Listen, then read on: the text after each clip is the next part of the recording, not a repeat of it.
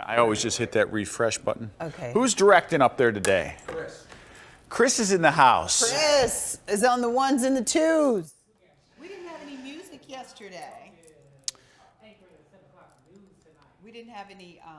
We're 20 away. Rob, your mic is first. Did he do the show yesterday? I don't know if he did it. Yesterday? 9, 8. Have a good show at 7. Yeah, you too, man. 5. See, there's. Live from Chicago's #1 news, ABC 7 Eyewitness News at 7 starts streaming now.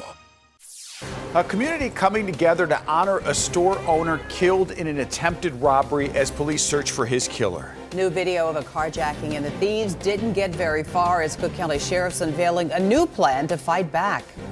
Residents, business owners, even the Alderman of Lakeview doing more in the wake of a series of armed robberies and abductions. Hospitals overwhelmed here in the Chicago area and across the country with young patients with respiratory problems. Data breach within a giant hospital system that could impact millions of patients.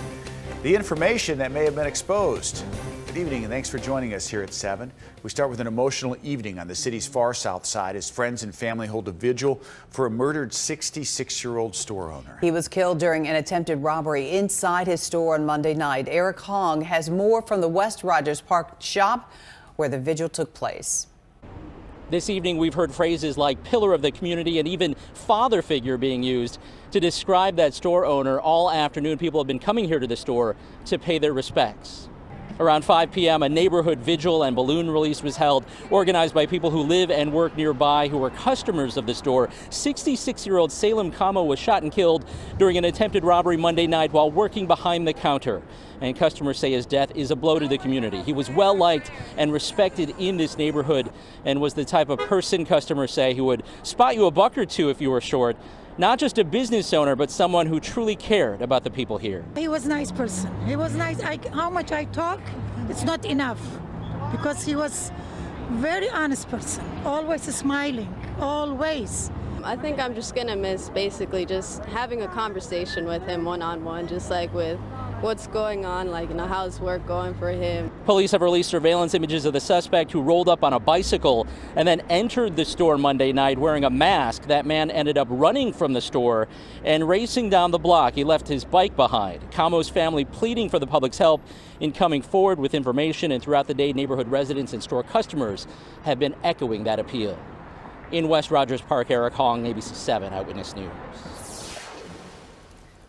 Thanks so much for that, Eric. Now, this breaking news update, the FBI has released a surveillance photo of a man they say robbed a bank at gunpoint. It happened around noon in the McKinley Park neighborhood at the BMO Harris Bank near 34th and Archer. No one was hurt. Let's update this breaking news from the city's Bucktown neighborhood where we're told a postal worker was robbed at gunpoint. This near Oakley and Armitage comes after several other robberies involving postal workers both in the city and suburbs. Postal inspector is investigating. Now to an update on breaking news on Chicago's South Side. A Ford worker shot and killed outside the plant. This shooting happened while he was sitting inside a car in the 2900 block of East 126th Place. Evelyn Holmes has the latest. Police say they are hoping that security cameras in the area will help lead them to the person responsible for gunning down a man sitting in his car. Now, this afternoon, investigators have not yet said if this attack was targeted or something else. The victim's bullet-riddled car was still parked in the spot where it was when Chicago police say a gunman opened fire on the South Suburban man as he sat in his vehicle outside a manufacturing business. Investigators say witnesses report hearing gunfire erupt just before 6 this morning in the South Deering neighborhood on the city's far south side. Area 2 detectives say it appears the 39-year-old man was sitting in the driver's seat of his white Dodge Charger, which was parked in the 2900 block of East 126th Street when an attacker unleashed a barrage of bullets. Police say the married father of 4 was struck multiple times and died at the scene Thursday. Friends say the man had been a worker at the Ford assembly plant for over 10 years and have no idea why he was parked in another business's lot or why anyone would want to hurt him. Police have not outlined a motive for the crime. So far, no one in custody and no arrests have been made. Reporting from Chicago's far south side, Evelyn Holmes, ABC 7 Eyewitness News. Evelyn, thank you. Now to a carjacking that was literally turned upside down in Chicago's Humboldt Park neighborhood. A resident shared this video with us. It's from Wednesday at North Avenue in Central Park. Video shows a car pulling up to a parked SUV. Two people get out of that car, and one appears to point a weapon at the driver, taking the key. As one of the thieves tries to take off, watch this. They crash into vehicles in front of it and behind it, and then they crash again, flipping that vehicle. Thieves then climb out and run away. This comes as Cook County Sheriff's Department reveals a new tool to help police find stolen cars. Sheriff Tom Dart introduced a new website designed to have car owners sign a digital tracking consent form that allows sheriff's officers to work faster with car manufacturers to get details about any tracking capabilities within that stolen car. You will then receive in the mail 2 different vehicle stickers from us, one from the front, one through the back of your car. That will be something that will deter people, because we have talked to people who we have taken in custody, and trust me, they've been clear that they don't want to be dealing with cars that they know that we are tracking. This new tracking method mainly applies to cars made in 2015 or newer. You can find more on how to sign up for this tracking tool, and you don't have to live in Cook County. It's on our website, News App 2. And there is new information tonight about a series of robberies and abductions near Wrigley Field. The alderman saying he believes the crimes are being committed by more than one person. And with busy weekends and Halloween just around the corner, security is being stepped up. It is all happening right near Clark and Addison. ABC 7's Mayor Kawash tonight on the security plan going forward. Local officials are calling for more of a police presence in Chicago's Lakeview neighborhood, with 5 different incidents reported in the last week of people being abducted and robbed. It's traumatic, to say the least. To date, we have not seen any major injury. People have been skirted around the neighborhood and dropped back in the neighborhood. CPD says 3 of the incidents happened just after midnight Saturday and Sunday between the 34 and 3600 blocks of North Clark Street. 2 other incidents also happening near the 1100 block of West Addison. The victims report being forced into different types of sedans where they're robbed of their phone and wallet before being kicked out of the car. People who have lived here for years now are putting their guard up. It's very scary. I've lived in this neighborhood for 2 years now, and I feel like I've changed a lot of my patterns of what I do because of what's happening around here. Alderman Tunney believes there is more than one group involved in these robberies, but can't say if they're linked or not. Residents join him in asking the city for more police resources across this entire area. I mean, definitely more security, more police, which I have been seeing. We are asking, for just a stronger presence and a more visible presence, both with CPD and our private partners. Alderman Tunney says there are an ample amount of surveillance cameras across the area to help with the investigation. And in the meantime, local bars are also upping their security presence. We want customers and people and neighbors that know that we're here and they could approach private security and they are in direct contact with the police. Now, it is supposed to be much warmer this weekend across the city, and of course Halloween is next weekend, so you could expect an amplified security presence all across this area over the next 2 weeks. But still, police urging people to be vigilant, never walk alone, always walk in groups, and if you see anything suspicious, report it immediately. From Wrigleyville, Mayor Kawash, ABC 7 Eyewitness News. We're hearing from one of the MedX paramedics captured on video from inside their ambulance, ducking from gunfire in Chicago. Have you seen this? Shooting happened last month near Jackson Park. These paramedics were not hit, but you see the 2 men ducking for cover, and then they see a man hanging out of the window of a car. At least 5 shots were heard. The paramedics stopped to try and help someone they saw fall off a bike, but thankfully that person was also just ducking from the gunfire. Sometimes that's what you do. We're capable of helping. It is also literally our job, and we're right there for it. How can you not go over there and do what you could? That's amazing. True first very responders. Scary, yeah. Yeah. James Soderlund says this was a first in his career, but says it's a reminder about the dangers paramedics face on a daily basis. And now to more and more children being admitted to hospitals with the respiratory illness RSV. Illinois is among at least 24 states seeing increased pediatric hospitalizations. ABC 7's Sarah Schulte speaking to a parent and a doctor about what it is and what to watch out for. As a pediatric nurse, Katie Kernick knew it was time to bring her 4-year-old son Jordan to the emergency room when his cold symptoms became much worse. I think I had a little bit of an edge on that, but I think any parent seeing their child not being able to breathe properly is very scary. Jordan was diagnosed with respiratory syncytial virus, known as RSV. There's been a surge of cases across the country, including the Chicago area. Advocate Children's Hospital is on high alert as its ER and hospital beds are full. Doctors are also worried about the flu. This is our March of 2020, so this is the pediatric version of the beginning of the pandemic, and it has really taxed all of us, for sure. RSV is most common in the winter months, and it's the youngest children who are hospitalized. But this year, RSV has arrived much earlier, and some kids up to the age of 6 are needing hospitalization. There's some speculation that maybe they weren't exposed. There's speculation that maybe this year the strain of RSV that's there is a little bit more virulent, a little bit more effective. To accommodate the surge of cases, Advocate staff are working extra shifts, and the hospital is being creative to add more beds. So just like we did on the adult side at the beginning of COVID, where we had that same incident command type of phenomenon going on now. RSV symptoms are similar to the common cold. The majority of kids recover at home, but when high fevers kicked in, combined with difficulty breathing, a call to the pediatrician or a hospital visit is advisable. The virus must run its course. Fortunately, most children get better with time. And preparing for even more beds to fill up for possible flu patients in the next few weeks, every children's hospital in the Chicago area and bordering states are all working together to make sure there are enough beds for every sick child. In Park Ridge, Sarah Schulte, ABC 7 Eyewitness News.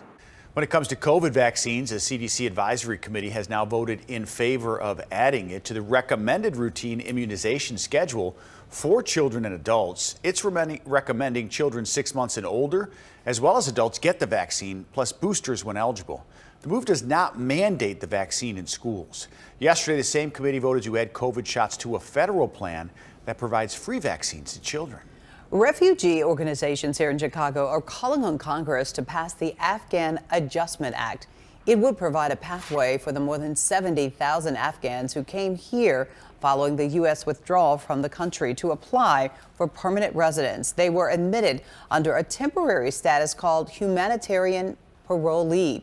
A woman who came to Chicago with 2 of her children and her husband, who had served in the military, shared her story through an interpreter.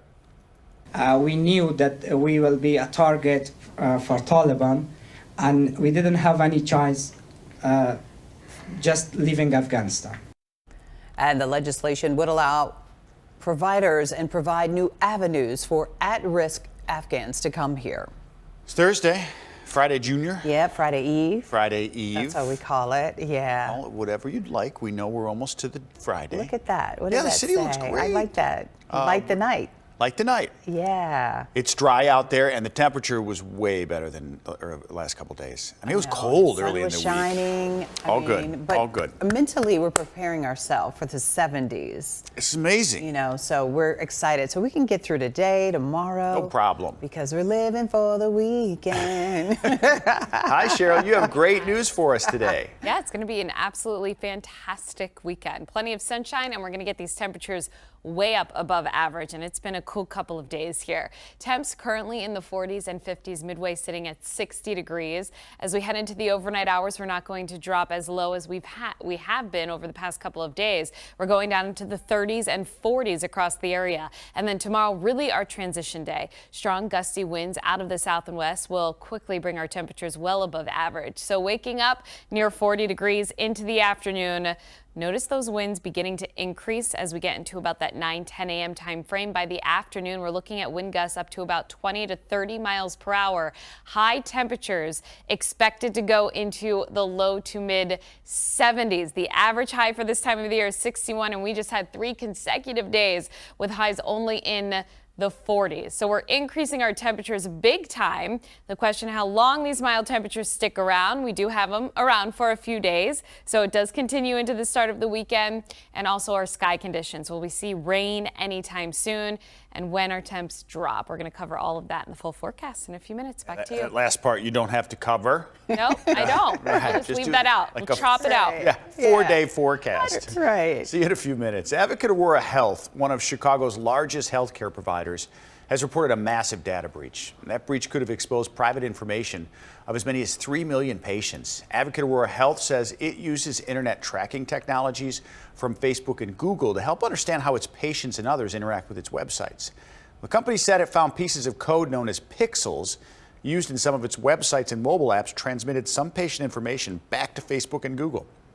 Advocate says it's not aware of any misuse of information resulting from this incident. Well, less than 3 weeks from Election Day, and Governor J.B. Pritzker today getting the endorsement of the International Brotherhood of Electrical Workers.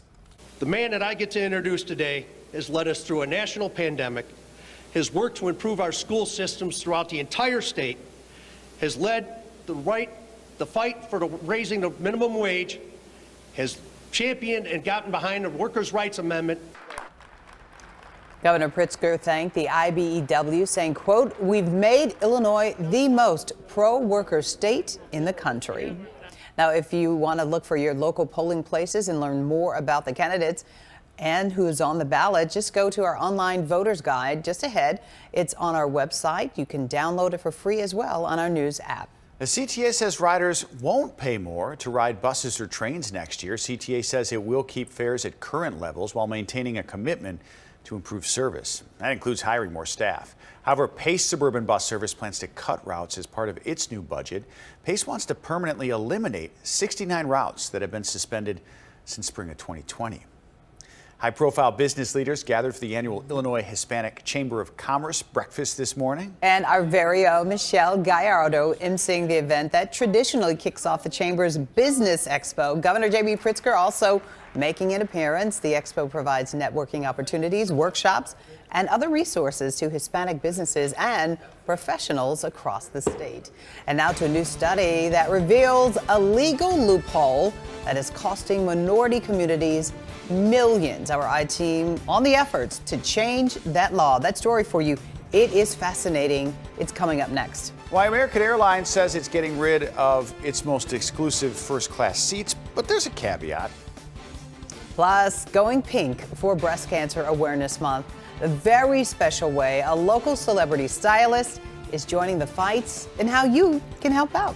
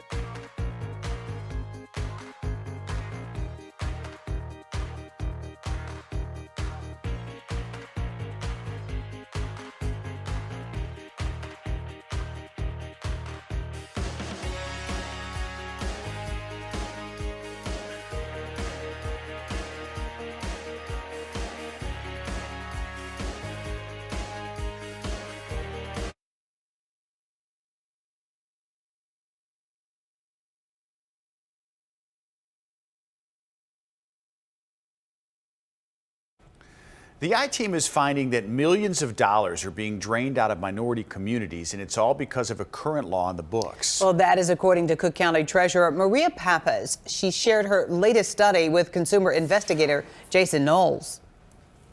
A new study shows that investors gamed the system. The treasurer and her team say a legal loophole drained $280 million from schools, parks, police, and other government agencies. The hardest hit areas are in the south suburbs. This is so egregious. and it jumps off the page in such a loud manner. It's like cymbals clanging over a trumpet playing in a band. It's that bad. Cook County Treasurer Maria Pappas and her team want to stop investors from taking advantage of an Illinois law that she says is draining tens of millions of dollars every year away from minority communities. Here's how it works. If a property owner is delinquent on their property taxes, investors can buy those taxes so the county gets paid. The property owner pays back the investor plus interest. But if the owner doesn't pay back, the investor ends up getting the property. According to the Treasurer's study, about 1,600 times a year, investors use a loophole in the law known as sale and error, which allows them to get out of buying those homes, many of them vacant and unwanted. The investor then gets a full refund on those taxes, plus up to 36% interest back. That's quite a deal for them. It's a great deal for them. I mean, this is one of the best investments that you could make, which is why hedge funds are so closely looking at Cook County and its tax sale. And that money, which goes back into the pockets of investors, the treasurer says is oftentimes taken away from communities in need. The interest money gets siphoned away from the governments, and it's money that's used for police, fire protection, schools. All gone. All gone. Here's an example in the study. An investor paid the delinquent property taxes on this vacant Harvey home. In this case, the assessor's website incorrectly stated the home did not have an attic. The investor used that mistake to challenge the tax purchase and earned more than $17,000 in interest. That money eventually comes from the property owners in Harvey. They have to pay that money back, and it sends Harvey's finances into disarray. According to the Treasurer's study, in the last 7 years, Harvey has lost $14 million in all because of the sale and error loophole. Chicago, $85 million. And the hardest hit municipality after Chicago is Calumet City, with $16 million. The total amount these investors drained from Chicago and Cook County's south suburbs, nearly $280 million. The Treasurer's office work on this has exposed a real fatal flaw in a policy in Illinois that doesn't exist in other states. Over time, that will increase the property tax bills for folks to make up for this difference, because now your local municipality, your school district has got to make up that differential somehow. The study also found that other county agencies, including the Treasurer's office, made mistakes allowing investors to take advantage of the sale and error law. State Representative Cam Buckner told the I-Team that House Democrats are reviewing the study and considering legislative solutions. Jason Knowles, ABC 7 Eyewitness News. Extraordinary, eye-opening, excellent research and investigation there, Jason. Thank you for that. It's posted online, too, if you're watching us streaming. You can go back and watch that and get some more information on that. All right, I know he's gotten a lot of feedback on the story because people are finding it quite interesting and fascinating about how the process actually happens. Yeah, right. All right. Look at the city. It's all lit up. You see a lot of lights. Busy. It's going to start getting more busy because the holidays, kind of are officially sort of here. They're getting right. We're already looking forward to Christmas. Well, Halloween is next Monday. Not far away. So, yeah. Downtown's busy today. Right. State Street, Chicago Theater is busy, and people are wearing fewer layers. I know. They're not all bundled up. Positive and there's going to be shorts, the weekend. Cheryl. This is shorts weather right now, but this weekend. Yeah. Wow, it's bathing suit weather. Oh, okay. Well, look, we want to see it then. Right. If you're talking about it. No one needs to see that. I'm proud of my dad bod. I'm proud, but I'm not going to show you.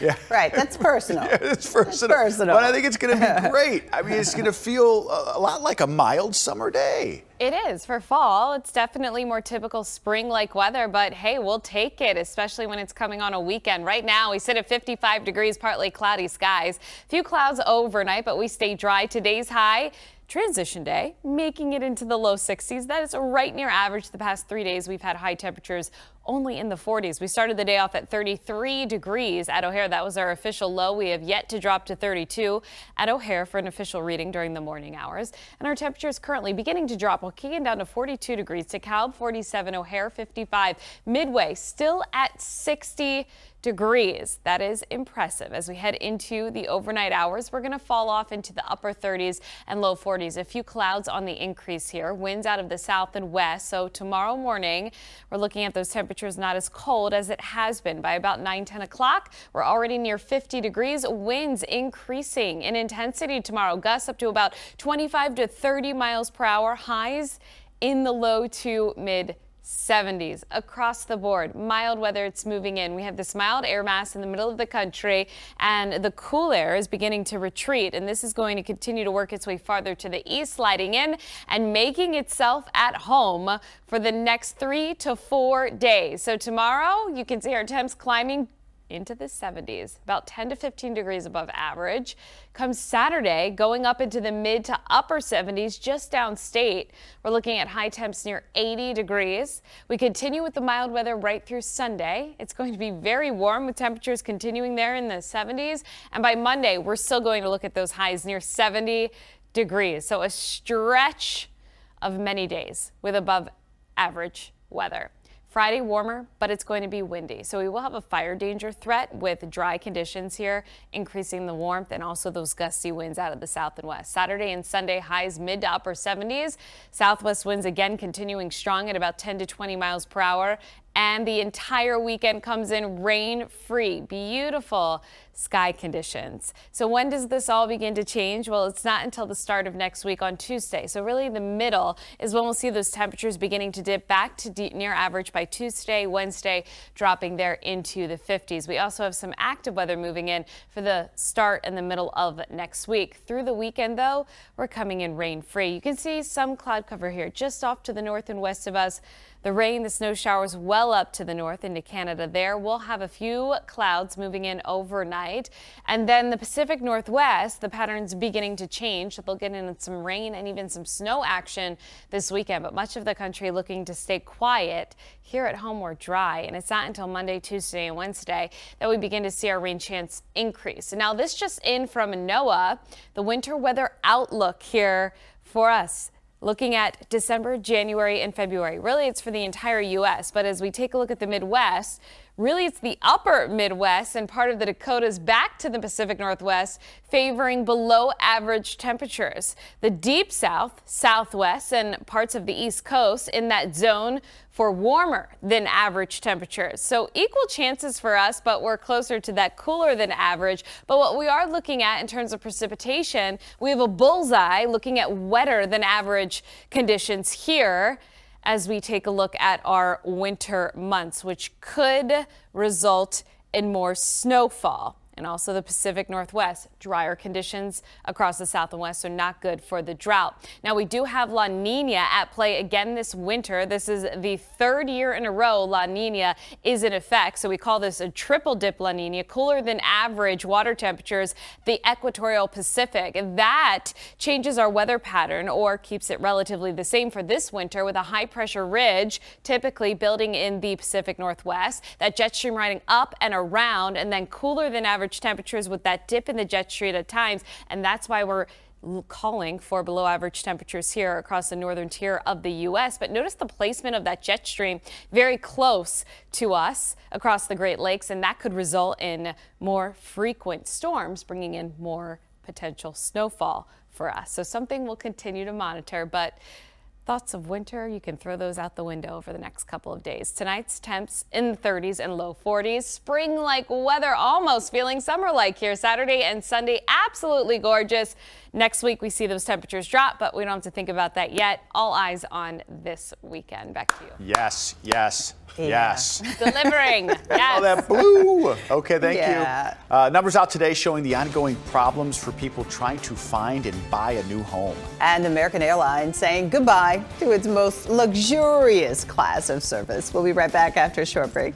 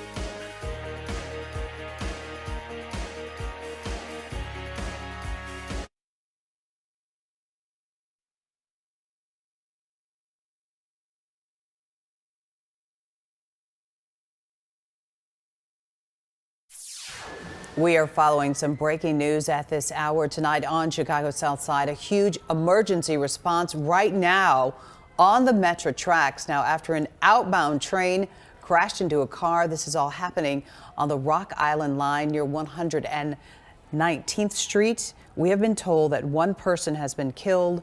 We will keep you updated as we get more information into the newsroom. You can see the damage in that vehicle. Yeah. Home sales fell in September for the 8th straight month. The National Association of Realtors said today that existing home sales fell 1.5% last month from August. Sales are down nearly 24% from September last year. House hunters continue to face a tight supply of properties on the market, higher mortgage rates and higher home prices. In fact, national median home price up 8.4% from a year earlier, now standing at nearly $385,000. Also learned today that the average long-term mortgage rates inched up again this week. The 30-year rate is now at 6.94%. That's more than double at this time last year. Incredible information there. American Airlines phasing out its most exclusive first-class cabin to instead focus on business class seats. Now, this is the flagship first cabin on international flights. Domestic first-class seat offerings will continue. American's chief commercial officer saying that the change is in response to demand. He also says that customers aren't buying the first-class seats anymore. Big news here. Wonder Bread will be in the spotlight for this year's Macy's Thanksgiving Day Parade. The classic bread company entering a float for the first time in their 101-year history. The bread maker's float is called the Wonder Ship. Yes. The company says they went with this design to honor the moment its founder witnessed a hot air balloon race, giving him the inspiration for the brand name. It's a cool looking float. Did you know that? No idea. Learned a little bit. See, we always teach you something on the stream team here at 7 o'clock. Wonder, you know, life is magical and wonderment. The bread's pretty good too. Really nice, of course. We grew up on it for sure. Definitely. All right, we're going to talk tonight about a family's pain after losing their 13-year-old son in a shooting. Today, they are demanding answers 1 week after this tragic shooting. Plus a chance to win a pink wig from a celebrity stylist, and it's all to raise money for breast cancer survivors and research. How you can enter for a chance to win. Cheryl's got a great interview for you. It's coming up.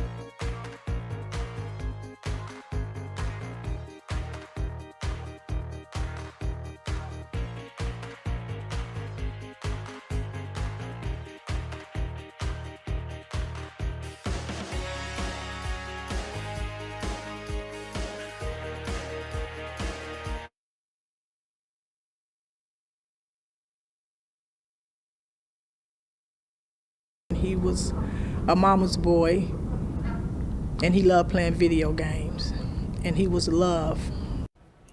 A mother's pain after losing her 13-year-old son in a deadly shooting. 13-year-old Lavelle Winslow was shot and killed in a park on the far north side last week. Circumstances surrounding the shooting remain in question, and tonight the boy's parents want answers. ABC 7's Michelle Gallardo tonight with today's developments. 13-year-old Lavelle Winslow was at Lerner Park in West Ridge celebrating a friend's birthday when he was shot and killed last Friday night, just before 10 p.m. Last time I texted him, it was 8:30, 9 o'clock. I told him to be home. 11, and he said, okay. Speaking out publicly for the first time since their son's death, the teenager's clearly devastated parents expressed outrage at what happened and at statements made in an email to constituents the day after the shooting by 50th Ward Alderwoman Deborah Silverstein that said police are investigating, but the shooting appears to have been an accident. It was not an accident. It was murder. My baby was murdered, premeditated, shot from behind. All I know is that my son was left under a gazebo, laying on a bench with a hole in his head, and was discovered by an off-duty police officer with a bunch of people running. Alderman Silverstein today acknowledged the family's grief while addressing the recent violence in West Ridge that led to 3 fatal shootings in a 1-week period. This is an evolving case. They are still interviewing many of the juveniles that were there. I am grieving about this as well. This was a horrible, horrible tragedy. It should not have happened. I'm very angry that we've had this uptick in crime in the 50th Ward, and I plan to be very proactive in advocating for more resources here in the ward. The medical examiner has ruled Winslow's death to be a homicide. He's no longer here. So we're going to do everything in our power to make sure that my son receives the justice that he deserves. As for the investigation, while Lavelle Winslow's family has implied that detectives know exactly who they are looking for, publicly CPD will only say that the case remains under investigation. At police headquarters, I'm Michelle Gallardo, ABC 7 Eyewitness News. The same day, Chicago police warned of a series of robberies linked to fake online sales on the city's south side. 2 more occurred near the same neighborhood. These latest robberies happening in the 6100 block of South Campbell, just blocks away from where 18 people were recently targeted. Police say all the victims have responded to ads for low-priced motorbikes or ATVs. When they show up to make the sale, police say they get robbed. Police recommend sales set up through online marketplaces take place near police stations for an extra layer of security. Prosecutors have rested their case in the trial of Darrell Brooks, the man charged in the Waukesha Christmas parade attack. Brooks, who's representing himself, cried during his opening statement today. He also started calling witnesses to the stand, but not before another clash with the judge. This trial's been marked by his constant objections and cross-examinations that last for hours. I'll have the jury brought out, okay? Subject matter jurisdiction? My prior written decision stands. I will not be addressing that further. Your objection is noted, and I will be continuing with the trial. Is it verified proof for the record? Sir, I don't believe I need to do that. Brooks facing 6 counts of first-degree intentional homicide, dozens of other criminal charges. This is the moment for that. Going pink for Breast Cancer Awareness Month. Heart to Hair Foundation is doing a pink wig giveaway to help raise money for breast cancer survivors and local charities. Local entrepreneur and celebrity stylist Sheikah Myricks is joining us now to let us know all about this event that is happening. It's coming up next week. Welcome to the Stream Team, the Hour of Power. Thank you. Thanks for having me. How you doing today? I'm great. How are you? All right, let's talk about how you started your foundation and what was your intention and inspiration behind this nonprofit. Yes. So I started Sheikah Co. Extensions and Hard to Hair nonprofit in 2020. I was really tired of paying for hair that was not quality. So I wanted to make every woman in the world feel beautiful, look beautiful, and offer high quality hair and organic hair extensions and products at affordable prices. So Sheikah, was it anything personal, that something happened to you, a family member that went through something where they had hair loss? Absolutely. Several women in my family have been impacted by breast cancer. And so the nonprofit holds a very special personal place in my heart. And so not only do we donate the wigs every year, we also pay for the wigs to be installed. So how does that work? Take us through the process, and how do you work with some of the women who use your wigs? Yes, so I've been very honored and blessed to have local celebrities as well as national celebrities reach out to me and partner to wear my different color wigs. So I have pink wigs, I have green wigs, I have blue wigs. And And so they reach out to me to partner with me because they know that it's going to a great cause. For every hair purchase and every hair care product purchase, we donate 20% to local charities. How did the fundraiser come about? And talk about the comedy angle to it that's happening, because you talk about where fun and funny brings up light in all of the darkness. Yes, absolutely. On next Tuesday, October 25th, from 6 to 9, we're having a It's a Pink party. Heart to Hair Foundation is collaborating with Comedy Lights the Dark, a film that's shot here in Chicago that's coming out next year in 2023. And we're collaborating together to support breast cancer awareness. We're going to wear pink, we're going to have fun, and we're going to be selling shirts that looks like this.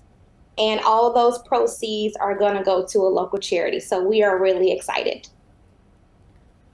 So how can someone get lucky enough to get one of your original pieces? Absolutely. You can find us on Instagram at Chica Co Extensions. On our Instagram, you will see a flyer that says Pink Wig Giveaway. You will need to like the flyer, share it, and write a small paragraph about how breast cancer awareness is so important. So I think I can see it behind you there, Chica. Does she have a name? You know, because a lot of people name their hair accessories because it's a special part of them. Does she have a name? Lisa. Okay. Is there a backstory to Lisa? There's not a backstory to Lisa. Every year we have different names for our pink wigs, but this year I wanted to do something different and name her Lisa. So Lisa will be the giveaway for this year. So next week, someone will be owning Lisa, will be wearing, of course, your beautiful hairstyles, and that's going to be a great honor and a blessing. Talk about some of the comedy acts, and can you, talk to us about some of the celebrities who you share with? Absolutely. Some local celebrities are some musical artists such as Nia Kay, Sasha Go Hard, Chella. Some national celebrities that I'm very honored who had a chance to wear my hair. Yandy Smith Harris, Monica, Danny Lee. Oh, wow. Some of the housewives or some of the hip hop stars, of course. You've got a list. And of course, I know you've got some that you can't share with us because you just don't want to know. And they don't want you to know because they're looking fabulous from all of your love that you shared with them. So one more time, she could tell us when the event is, where it is, and how you can attend. Absolutely. The event is next week, October 25th, 6 to 9 p.m. at Chicago House of Chicken and Waffles. Wow, sounds delicious, fun, fabulous, pretty in pink, and all of those good things. Phenomenal, of course. So thank you for joining us on this Hour of Power. We wish you the best blessings with your event. And follow up with us. We want to know who Lisa goes home with, who finds a forever home for Lisa. All right. Thanks so much. Let's get Lisa on Cheryl's head. Okay, I know. I might try that. We could pull it off on the stream team. On the weekends. There you go. On the weekends. Hey. Look at this video. If you haven't seen this, it's viral now. Daycare workers facing charges after a spooky prank reportedly terrifying those toddlers. Details are ahead. And weather-wise, we're looking at our temperatures falling near 40, but a big warm-up on the way. It's all starting tomorrow as our high temps going into the 70s. That weekend forecast coming up.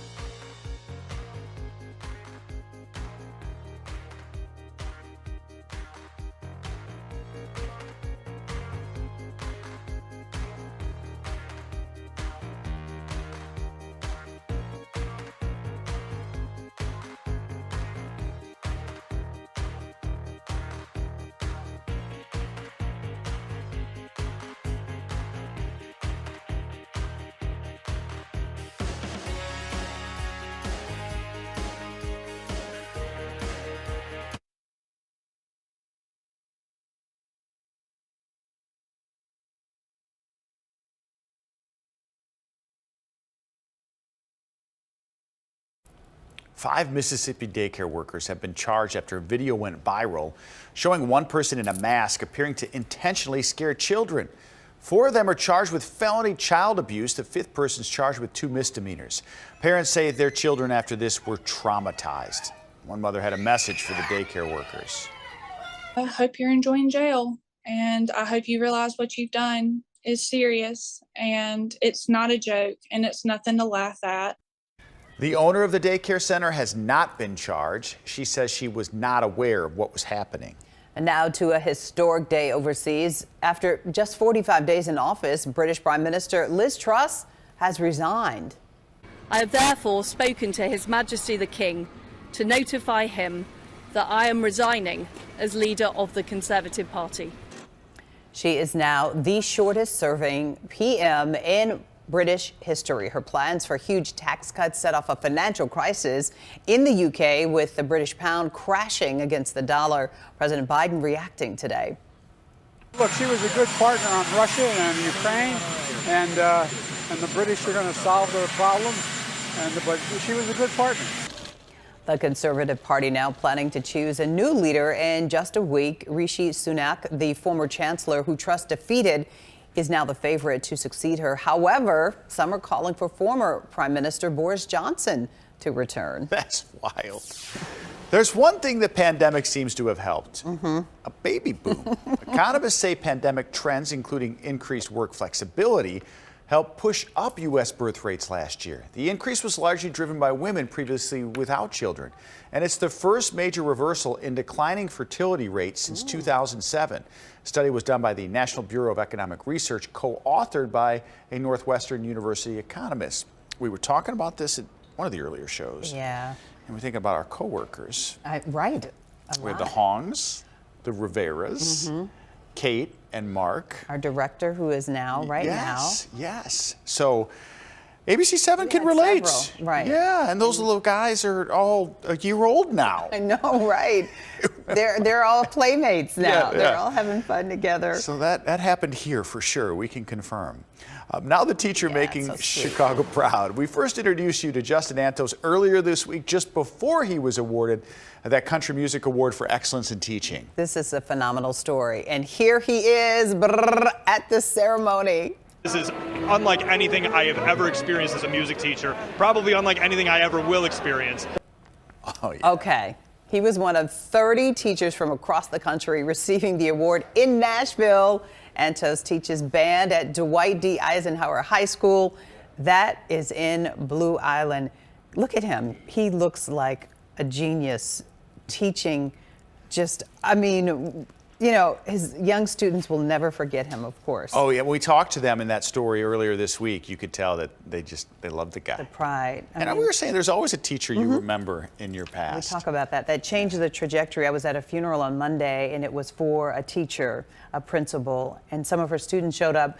And you talk about, you can name the one teacher in your life that changed the trajectory, who said something to you that made you who you are today. Yeah, and that clearly was a person as well for those people who were there. Right, and now this big award, he's got bragging rights. He went to Nashville. He's a star. It's cool. Yeah, oh, that's so cool. Next, that popular Netflix series, The Crown, it's receiving backlash. Yeah. The changes one actress is calling for following Queen Elizabeth's death. And she's back. Oh, wow. Singer Joni Mitchell is returning to the big stage when she's planning to make her live debut. We have the answer for you on the other side of a break, so don't go anywhere.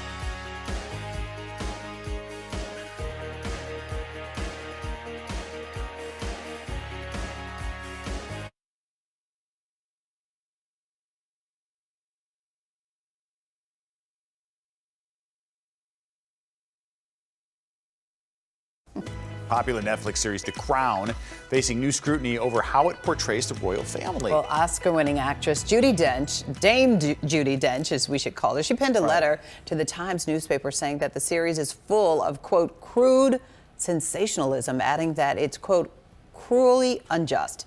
Dench is calling on Netflix to add a disclaimer to the start of every episode that says that the show is fictionalized drama, and she says that would show respect to the late queen. Cruel to who? I know you don't want to say anything about this. She didn't say. Just cruel to the maybe to the monarchy, to the royal family. Now some would argue, I'm gonna get in trouble. I told you this, that there were years past where the monarchy was cruel to some people in the world. Are you kidding me? It's a fictional story. And some people like it. Some people in the royal family have even said it's been an excellent portrayal. Well, and then they got into the years of Princess Diana, and I mean, people really liked that show. And there was a season where it didn't do well, and now it's back. And we have to not offend the royals. Well, I just saw a report where Prince Harry said that he appreciated the show way better than articles that had been written about his family. I think the show did try to stay somewhat accurate. Yeah. They have a past. They have passed. All right. So we got to go on to the next story. Fictionally showing it. Yeah. Legendary singer Joni Mitchell is set to return to the stage next year. Her close friend and fellow singer Brandi Carlile made the announcement on The Daily Show that aired yesterday. Carlile said Mitchell is scheduled to join her at the Echoes Through the Canyon shows next summer in Washington State. Mitchell suffered a brain aneurysm back in 2015 and has been mostly out of the public eye since then. Carlile said after a surprise performance this summer, Mitchell wanted to do another show. That is great. Yeah, music is healing too. Healing for the soul, for the body. If she's feeling like it, get after it. I mean, can you imagine being in the audience to witness that? I mean, tickets are going to sell out in like minutes. I think so. Wow. Yeah, right. Combination of both of them singing together. Be pretty neat. Joni Mitchell, legend, icon. For sure. Wow. One last look at our weather forecast. Meteorologist Cheryl Scott's with us on the stream team, talking about a good one. We'll remember this. Right? In December messenger for the weekend. Or we'll probably have snow in like another 10 days. Right, on Halloween or something. Not yet. Not yet. And it's going to feel a whole lot like summer this weekend. Right now we sit at 55 degrees close to the city. Temperatures beginning to drop, but it's not going to be as cold overnight or for the start of tomorrow as it has been. Today's morning temperature, our low, 33 degrees. We didn't get down to 32. Today's high, though, we increased those temps 30 degrees up to 62. Yesterday, 48. We had 3 days in a row with high temps in the 40s, the average 61. So this afternoon was just beautiful, typical fall day for us. Temperatures here in the 40s and 50s. They will continue to drop into the upper 30s and low 40s. So tomorrow morning, stepping out the door, close to 40 degrees. We do have some clouds that will be moving in overnight. Here you can see on Futurecast, overnight becoming partly to mostly cloudy, but by about 8, 9 a.m., the clouds clear and we start to warm up. By 10 a.m., we're already in the 50s. And then where do we go from there? Low to mid 70s on tap for our Friday afternoon. It's going to be a windy day. Winds gusty in from the south and west up to about 30 miles per hour. But those strong winds ushering in the mild conditions. So tomorrow we make it into the low to mid 70s, getting close to 80 degrees just downstate. On Saturday, some areas very close to Chicago making a run at 80 degrees. We're expecting our high temps in the mid to upper 70s, but you can see that territory near 80-degree weather across parts of northern Illinois, which is just crazy, near record territory. Not anticipating 80s for highs. On Sunday, though, we stay in the 70s and it continues into Monday. So 4 days with well above average temperatures by 10 to 15 degrees. And then for the middle of next week, we'll see those temperatures fall. But not only do we have the mild conditions, feeling like spring to summer, we also have rain-free weather. Mostly sunny here Friday, Saturday, and Sunday. Absolutely gorgeous conditions. It will be a bit windy, so we're going to increase that fire danger threat into the day tomorrow across the area. So that's one thing we'll be monitoring. Potentially a red flag warning close to home. We'll monitor that Saturday into Sunday. We're looking at those temperatures holding steady in the 70s, breezy and mild. Enjoy it. Perfect timing through the weekend. Monday 71, and then our temperatures start to fall and we increase our rain chances early next week as well. Not anticipating any rain in the foreseeable future as we go into the weekend, but once we get into about Tuesday and Wednesday, we're really going to see the rain chances start to increase. Up to the north, some passing clouds, so that's what we're expecting into the night tonight. Some showers and storms developing back to the north and west, but it's going to take some time to get some active weather back in place here at home. So for tonight, 30s, low 40s, not as cold, mild right through our weekend. Enjoy it. Beautiful sunny conditions. On Monday, we'll look at those temperatures in the low 70s, then they begin to dip. By Tuesday, we're down into the 60s. Some showers and storms here possible lingering into early Wednesday, with those temperatures dropping back into the mid 50s. But boy, beautiful weather here over the next couple of days. Lots to enjoy.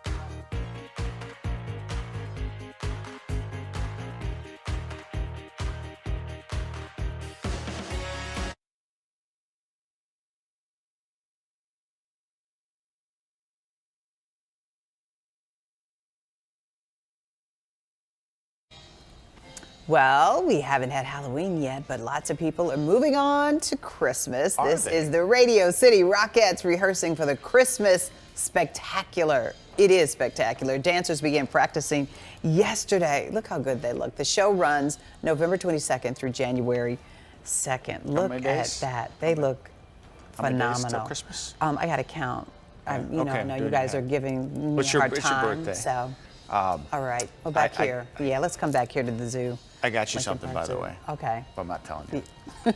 I told you I'm terrible with secrets.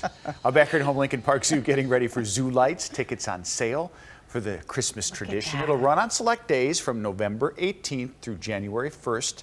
Tickets are $5 per person. This exhibit is free on Mondays. Okay, so you got to, admit, it's fun, it's beautiful. Look at that. It is glorious. It is. My neighbor was so huge Christmas fans, and she was listening to Christmas music this week. Already? Ooh, yay. I'm okay with it. The most wonderful time of the year. I don't know if I'm ready to start singing yet. Thanks for joining us. It was a good show. Yeah. All right, we'll see you at 10, everybody. Me and Rob, we'll meet you over there at ABC 7 at 10. Good night.